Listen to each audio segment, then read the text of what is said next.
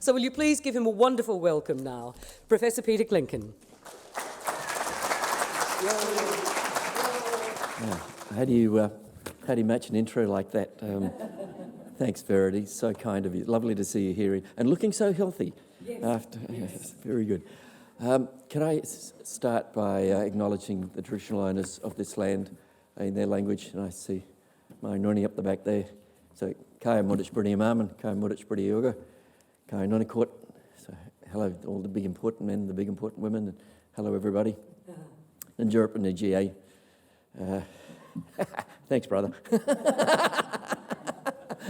Nidja wajak nunga buja. Nidj kadich nunga bridi mama bridi yoga, kura kura, we yay. Nunga kardak, nidja buja, kalyaku. So I think if I've got it right, I've said I'm really happy to be here today. This is the land of the Noongar people, particularly the Wajak clan. I acknowledge their elders past and present, and the Noongar people have always been the carers of this land.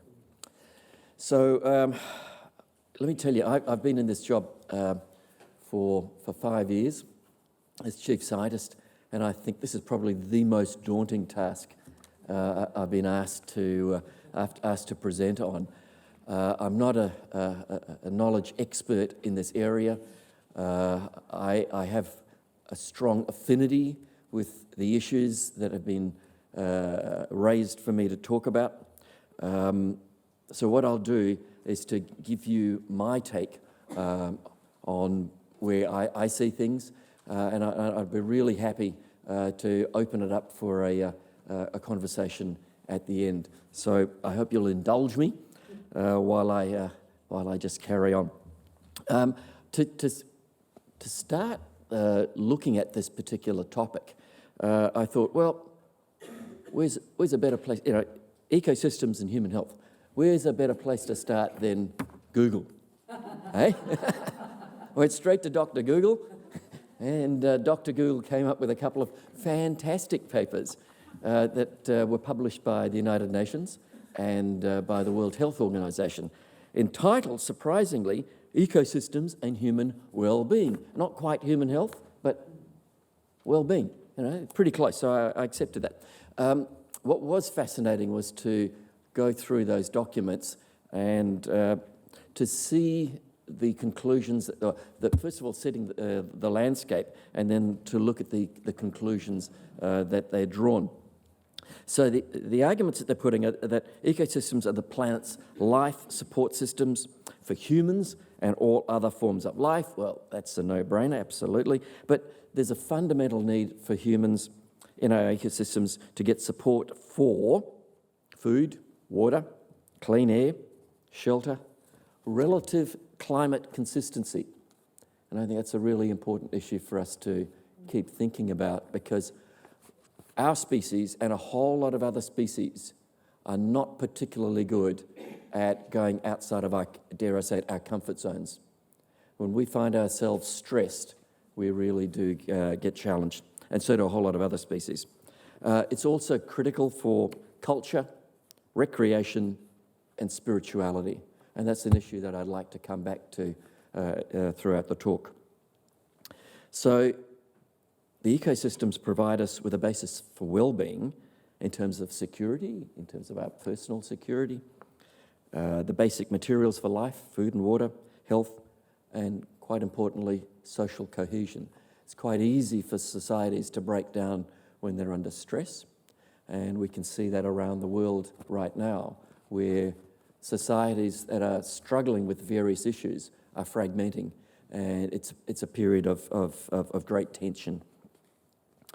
One of the interesting factors that's emerged over the last 200 to 300 years really is that human pressure on the global environment has resulted in significant changes, not the least being changes to our climate, to our depletion of stratospheric ozone, and I'll come back to the ozone hole at the end as a bit of a good news story. Deforestation, we've lost 2/3 of our world's forests, loss of wetlands, loss of our biodiversity, depletion of fresh water, severe impacts of urbanisation, changes to coastal reefs and ecosystems, and increased waste products, including plastics, chemicals, and so on. And the impacts on human health are really quite, are really quite broad. They can go from the immediate direct effects, landslides, hurricanes, typhoons, droughts, floods, all of those immediate extreme weather events. Polar vortices, who heard of a polar vortex until, a year or two ago? And suddenly we're all talking about the worst polar vortex in 100 years. Well, there is something that's happening. There's something that's happening out there, and I think the general community is feeling a bit uncomfortable. A lot of the warnings, the dire warnings that have been espoused over the last 20, 30 years, and I go back to the 1960s when I was at school, and there was a book by Rachel Carson, Silent Spring, right? Some of you actually might remember it. Yeah. That was a prescient book. So it's not like we haven't been warned. There are new infectious diseases which are emerging constantly because as climate changes, new organisms survive better in different environments and they have the opportunity to take off.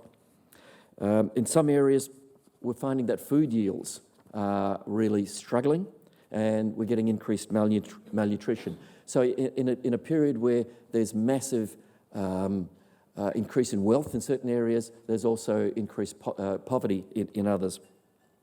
There's a depletion in natural medicines.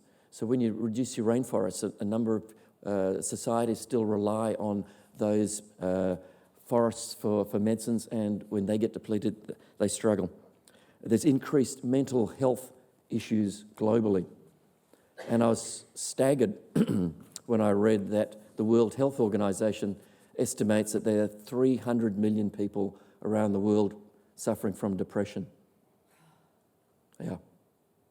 You go, what the? Yeah, that's a real WTF moment, isn't it? Who's that fossil? That's what it means.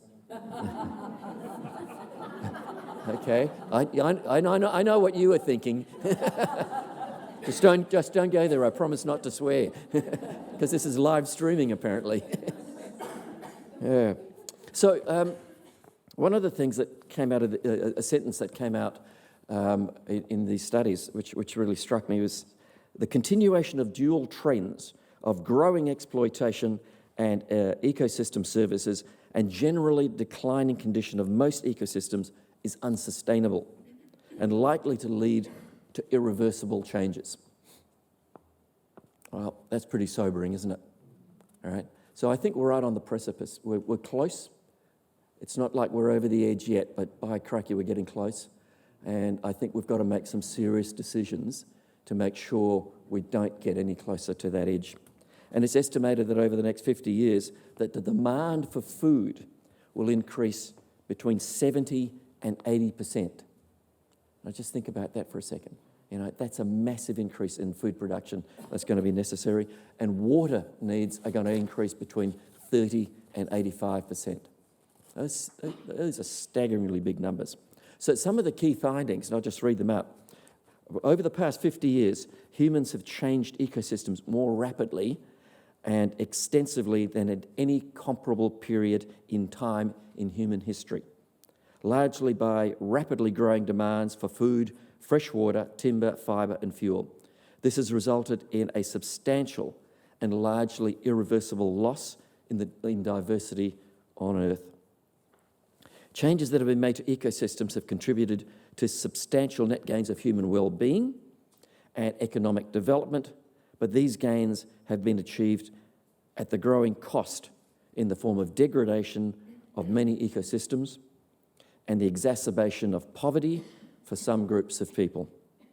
These problems, unless addressed, will substantially diminish the benefits for future generations and the benefits they might get from our current ecosystems. So basically what they're saying is some groups are doing all right at the moment. There are a bunch who are really struggling, but the future's not looking too flash for our kids and our grandkids. And in my view, that's just absolutely unacceptable. That is anathema to me. The challenge of reversing the degradation of ecosystems can be partially met under some scenarios, but these involve significant changes in policies, institutions, and practices that are currently not underway. Most options exist to conserve or enhance specific ecosystem services in ways that reduce negative trade-offs or that provide positive synergies with other ecosystem services. So once again, they're saying it's possible, we haven't reached the edge, but by crikey, we need to do something. So, Homo Sapiens. How many people have read the book Sapiens? Okay, 1, 2. I tell you what, I finished it recently. It's a fabulous book, but it's not what you'd call a light read. All right, it's about that thick. But Yuval Noah Harari does a fantastic job in looking at humankind, some of the great things that we've achieved, and some of the tragic consequences of us being on this planet. So Homo sapiens was one of, as he describes, 6 insignificant hominids about 300,000 years ago. We have now grown to dominate this planet. We left Africa about 70,000 years ago, and some interesting stats here. In 1800, it's estimated that there were 1 billion humans on the planet, right? Homo sapiens, 1800. In 1900, there were 1.5 billion people. So the population increased by 50%. By the 1950s, another 50 years on, the population was now 3 billion people. And now, at 2000 and a bit, we're at 7.5 billion people. So if you look at basically a 200-year window, we have increased our population from 1 billion to 7.5 billion. That is massive, absolutely massive. And if we were bacteria, you would say that we were in exponential growth. And the analogy that I draw is that you have a single bacterium and you put that on a petri dish. It's a bit like having a human on a thing called Earth, right? And that single bacterium on that petri dish grows, uses up the nutrients, grows, multiplies, grows, uses up the nutrients, and starts releasing waste into that petri dish until it grows, fills out the petri dish, surrounded by its own waste, it dies. So, is Homo sapiens going to do the same thing to our home, the one home that we've got, planet Earth? We have to really, really think very carefully about what we're doing to this remarkable place we call home. On top of that, we're going through, over the past 250 years, 4 industrial revolutions. Since the 1750s, there was a period of about 50 years, first industrial revolution, and that was associated with the change of energy sources, essentially from wood to coal. Period of equilibrium for another 50 years, then the next industrial revolution from the 1850s to the 1900s, and that was associated with another transition to another fuel source, which is to go to oil and gas, a period of relative equilibrium, apart from a couple of minor things called world wars. And we got to about the 1980s, and we started the digital revolution, Industry 3.0, and now we're going through AI, we're going through robotics, we're going through automation, we're going through biotechnology, we're going through nanotechnology, you name it, we're going through Industry 4.0. And so over the past 40 years, we are probably seeing the greatest pace of change that humankind has ever seen. And our planet, I think, is struggling to come to terms with what we're doing to it. So it's interesting how geologists have defined different epochs. You know, you've heard of the Jurassic period, the Triassic period, the Cretaceous, etc., etc. The last 250 years has now been defined as the Anthropocene.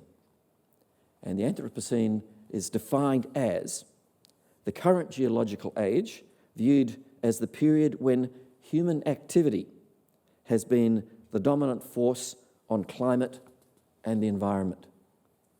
So the last couple of hundred years has really been marked by us humans inhabiting this planet spreading ourselves across, multiplying, and creating some havoc along the way. So the ecosystems are under stress, in my view, and we're starting to see some of the severe consequences. So we're a planet, in my view, in disequilibrium.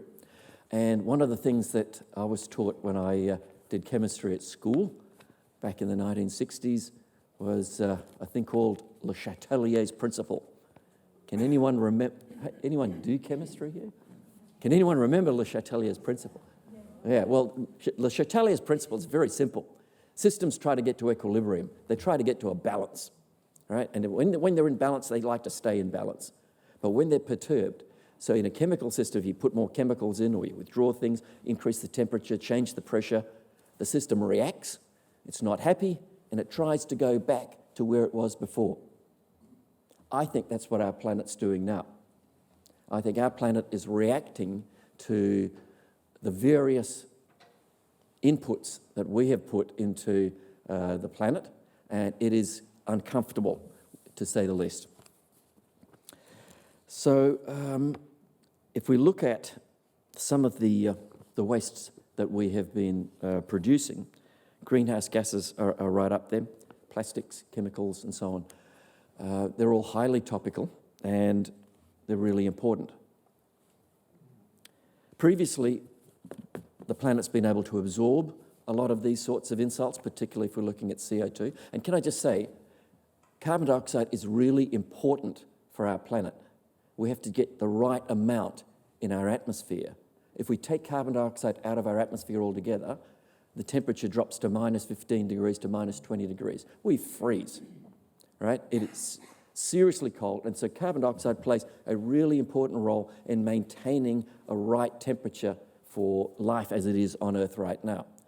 What's happening at the moment is that the carbon dioxide levels are increasing at a remarkable rate, and that's paralleled very, very closely by an increase in temperature. So the two, if you would actually design the experiment, we'd have an R value of 0.95 or so for the statisticians out there. It's really quite striking.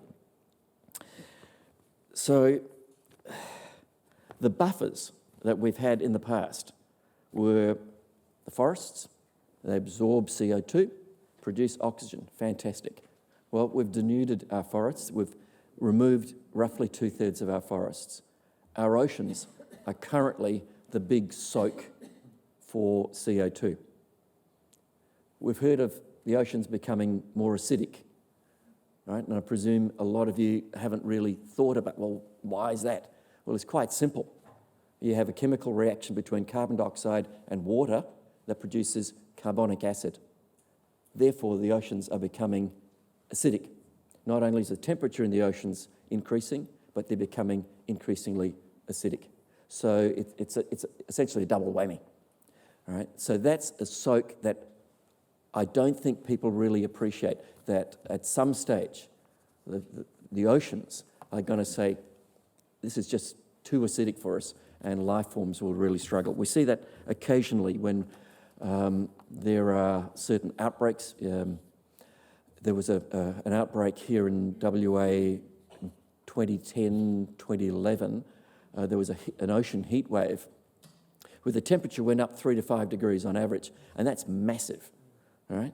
And it wiped out a huge amount of ocean life. And we're only now starting to see the recovery from a lot of those stocks that were decimated by that heat wave. So it's estimated by the United Nations that there are 1 million species at the moment that are under threat of extinction.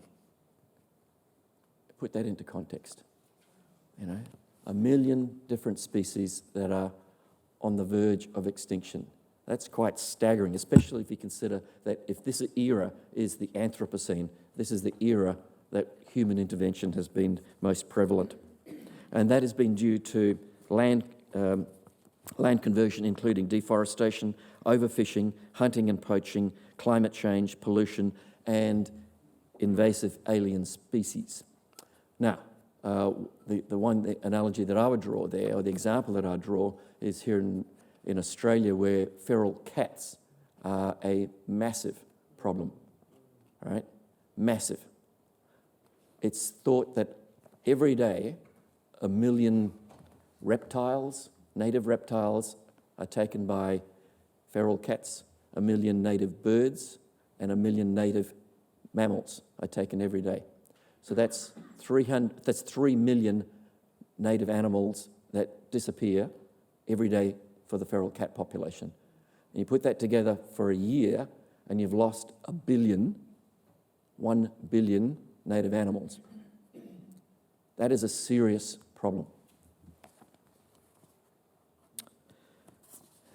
So, where do we go from here?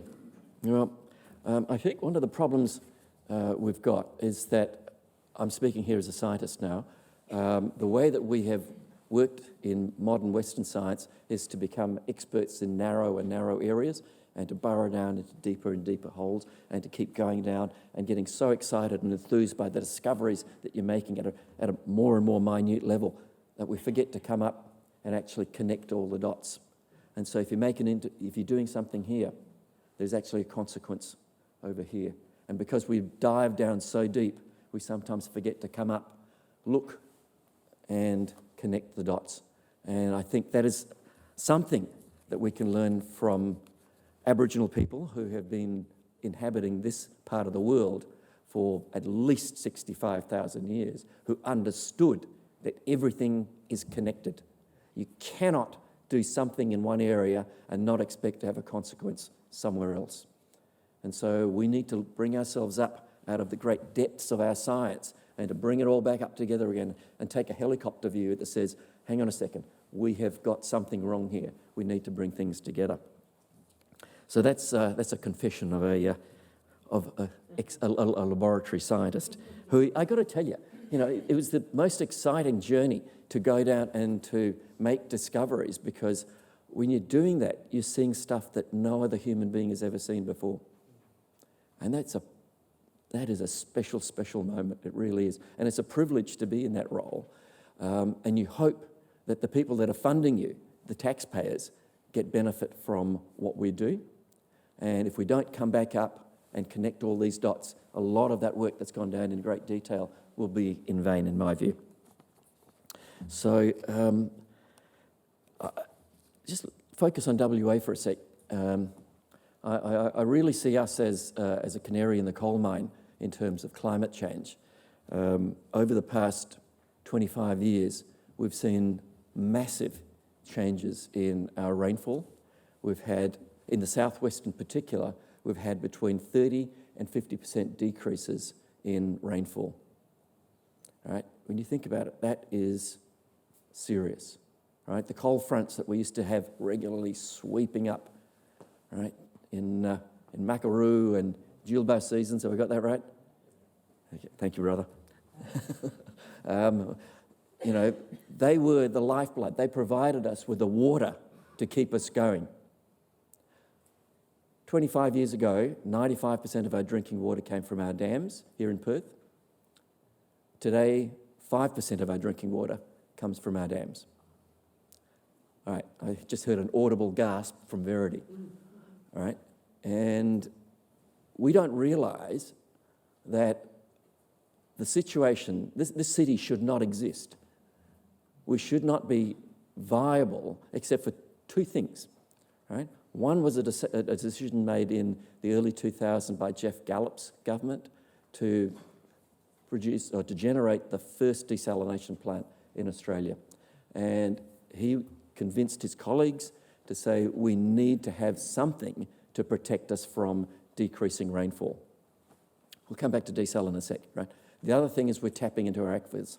60% of our drinking water comes from desal, roughly 35 to 40% from aquifers. And aquifers is an issue because we don't really understand a lot of the recharge and how you fill up the aquifers, and especially with decreasing rainfall, there is a serious issue. You don't want to be going into the bank and making withdrawals constantly and suddenly finding you've got no cash there. All right, so what are our options? Well, at the moment, desal is our only viable option. And when you think about desal, think about energy. And where's the energy coming from to drive that? So we have a unique opportunity in Western Australia now to make sure that we're using our renewable capabilities. We've got more sunlight than anywhere else on the planet. Perth's the second windiest capital city in the world. We've got lithium, nickel, cobalt, aluminium, vanadium, zinc, manganese, graphite. We've got all the elements necessary to make lithium-ion batteries. We should be the world centre for renewable energy. I really believe that, and that will enable us then to provide a number of different things, not the least being a secure water source. That water can also be used for agriculture. That water can also be used for industry and for manufacturing. So there are multiple spin-offs from all of this. That energy can also be used to split water into hydrogen and oxygen. The oxygen goes up into the air, all good, right? We breathe it. The hydrogen can be shipped up to Japan and Korea, and it becomes an export industry. So we're at a unique moment in our history where we have this confluence of new technologies and our natural assets, which enable us to do things here that I don't think anywhere else in the world can be done. If we get our act together and we actually get an alignment and a long-term vision. Okay. Well, talked about water, agriculture. So challenges for agriculture and feeding ourselves are also increasing with less rainfall going into the wheat belt, increased salinity.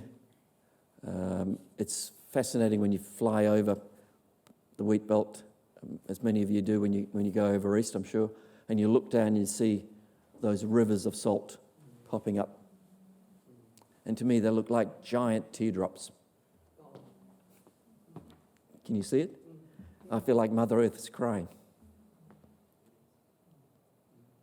It's just so sad. We need to do something. So, oh God, I got a bit emotional. Sorry. Don't ever be sorry about that. Back in the 60s, there was a catchphrase, we'll clear 1 million acres a year. Oh, that resonated, didn't it? Yeah, a few people have heard that one. And you think about it, and at the time, you can understand why people were saying, well, we've got to do something about building our economy. We've got some land there that we can use for agriculture.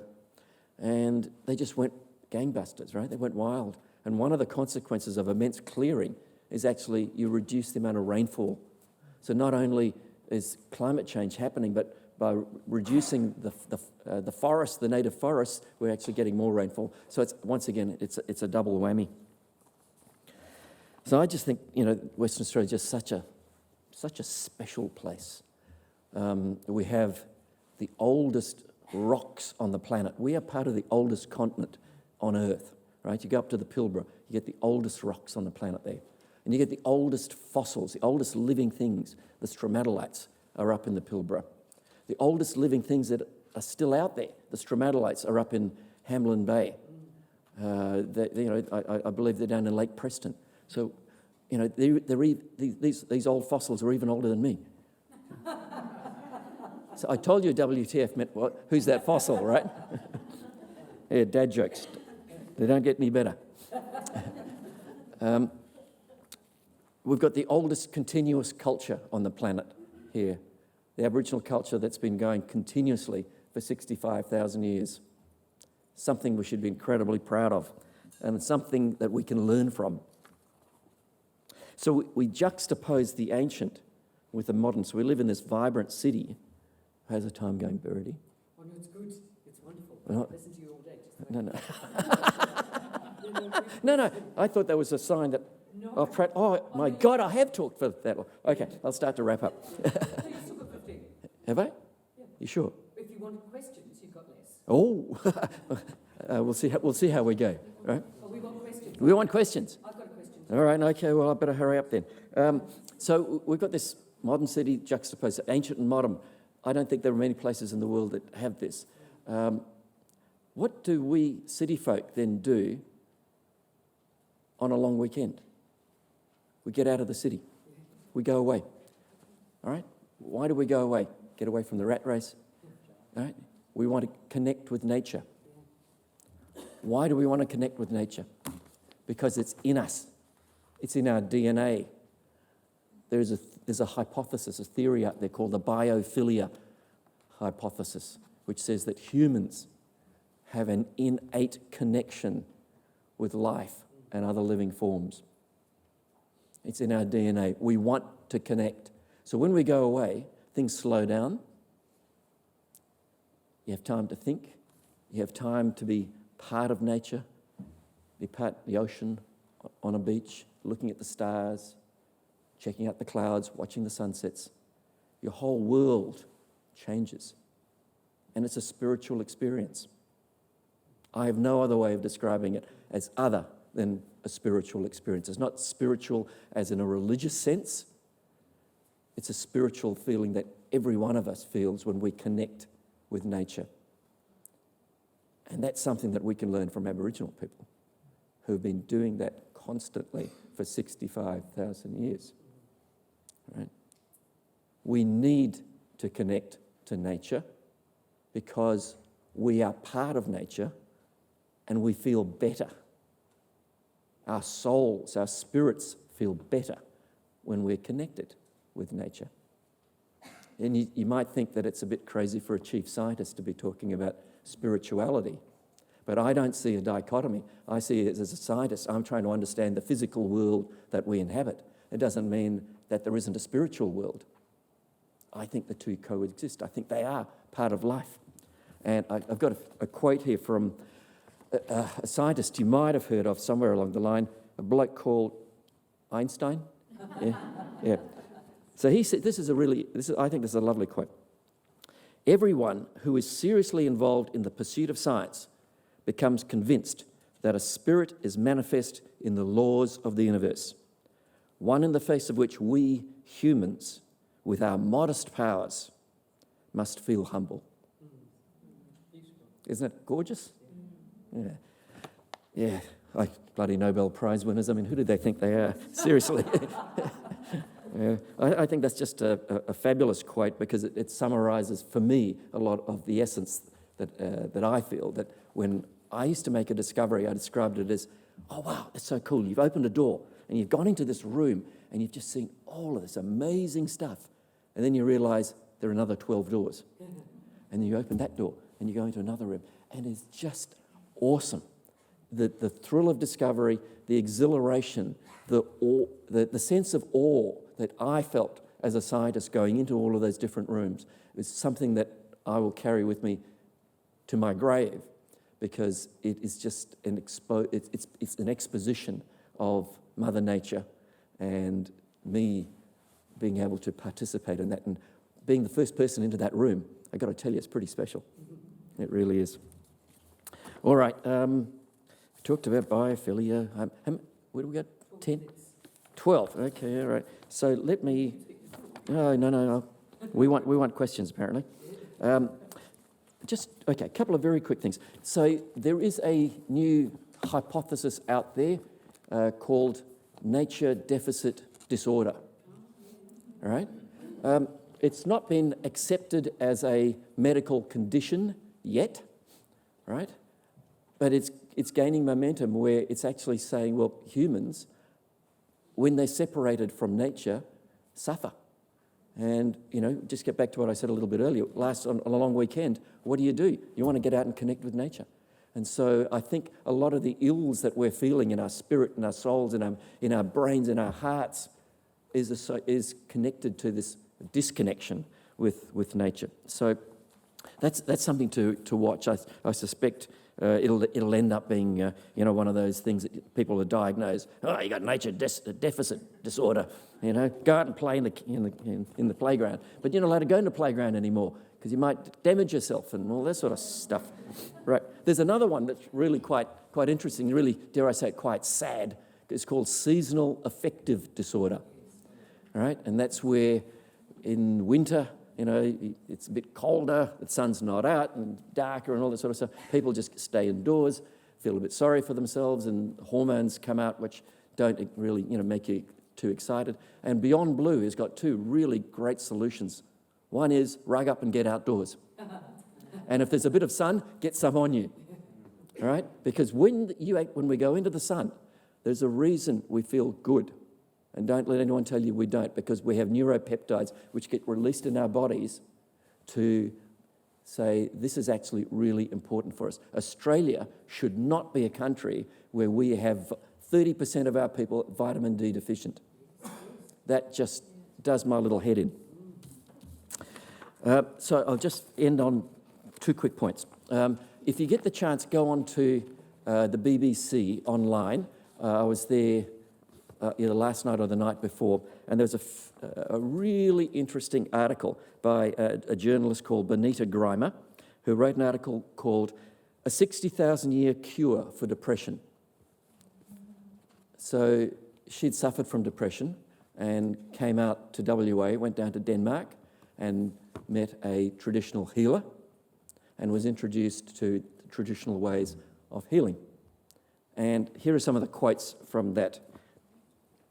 For 60,000 years, their intricate understanding of ecology ensured survival, and their physical, spiritual, mental, and emotional well-being was achieved by maintaining healthy, balanced relationships with all living and non-living things. For Indigenous Australians, this spiritual listening practice provides a way to observe and act according to the natural seasons and cycles in a way that the modern world seems to have forgotten. Indigenous Australians have much to teach us about developing a greater awareness and reciprocity with our planet for our physical and emotional survival, if only we take time to listen. South Australia, I think, is doing a really great experiment. They've invited Nunkaris into their hospitals, Aboriginal traditional healers. And so you have the juxtaposition of Western medicine and Aboriginal traditional healing in the same venue. How cool is that? You know, it'd be great if we were able to do the same thing here.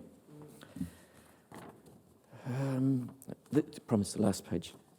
Okay. So I guess to summarise, things aren't great. Things really aren't great. What are we going to do about it? Are we going to become bacteria and just use up all our resources, live in our waste and die? Or will we actually make some serious decisions to improve things? Where I remain modestly or moderately optimistic, cautiously optimistic, I'll give 3 examples. One, the ozone hole. Remember everyone was worried about the ozone hole about 10, 15 years ago, and we worked out what the cause was, the CFCs, chlorinated fluorohydrocarbons. There was a universal ban on them. And has anyone heard about the ozone hole recently? No, it's gone off, right? Because it's closing. And over the next 10 to 20 years, the ozone hole will be repaired.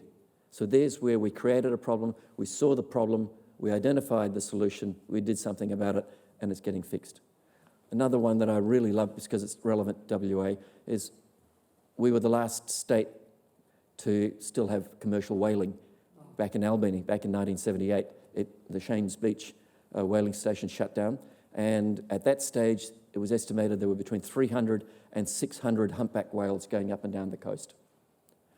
Since 1978 to now, what's that, 40-year period roughly, we've now got 30,000 to 60,000 humpback whales going up and down our coast. Gone from 300 to 600 to 30,000 to 60,000. That is massive. Mother Nature can recover if we let her. And the last one I'll draw your attention to is the Scot Reef. The Scot Reef is this beautiful reef out in the middle of the ocean, the Indian Ocean, northwest, out from Broome, and that was massively bashed by a heat wave, and the coral, 80% of the coral died, and everyone thought, well, that's probably going to be the end of it.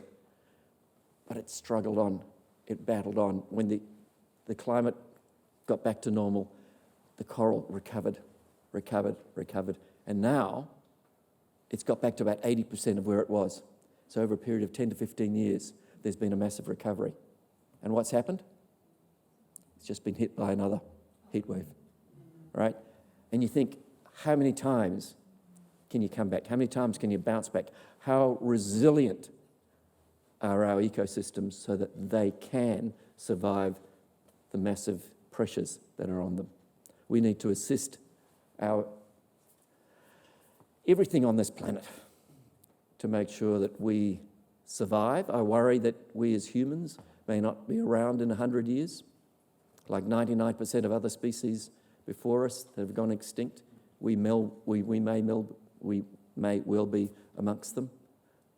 You know, I think we have it in our hands to do something about it. And for the sake of our kids and for the sake of our grandkids and their kids, we better do something.